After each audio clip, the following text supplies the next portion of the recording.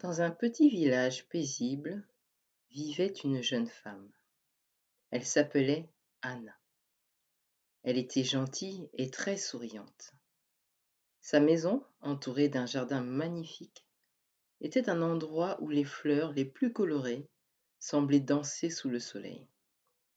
Les passants s'arrêtaient souvent pour admirer les roses parfumées, les tulipes éclatantes et les rangées de lavandes qui embaumaient l'air. Anna entretenait son jardin avec soin.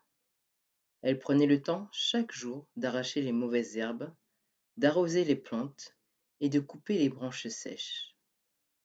Un matin, alors qu'elle travaillait parmi ses fleurs, une amie du village vint lui rendre visite. Tu es toujours en train de t'occuper de ce jardin, lui dit-elle en riant.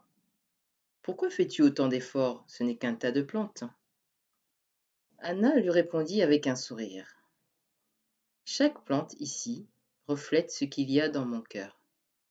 Si je laisse des mauvaises herbes pousser, elles finiront par étouffer tout ce qui est bon. C'est pareil pour mes pensées. Si je n'y fais pas attention, elles risquent de se remplir de pensées négatives, d'envie, de colère ou de tristesse. Quelques semaines plus tard, une nouvelle se répandit dans le village. Un homme rusé proposait des graines spéciales, censées donner des fleurs rares et précieuses. Il disait qu'elles pousseraient rapidement, en quelques jours, et sans grand effort.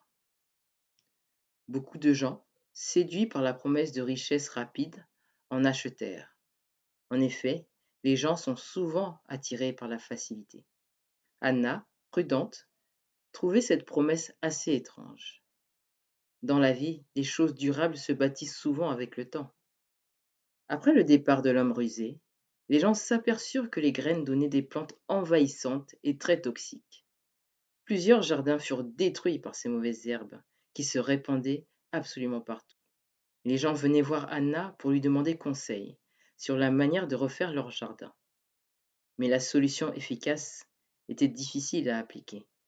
Il fallait arracher les mauvaises herbes jusqu'à leurs racines et replanter des fleurs saines. Certains se découragèrent, mais d'autres, encouragés par les conseils d'Anna, réussirent à replanter de belles fleurs. Et la beauté de ces fleurs embellissait à nouveau le petit village. Pour avoir un beau jardin, nous devons surveiller ce que nous y semons, leur disait-elle. Morale. De la même manière, nous devons veiller sur nos pensées et nos cœurs. Ce que nous laissons entrer et que nous entretenons en nous finit toujours par se refléter dans nos actions et notre vie.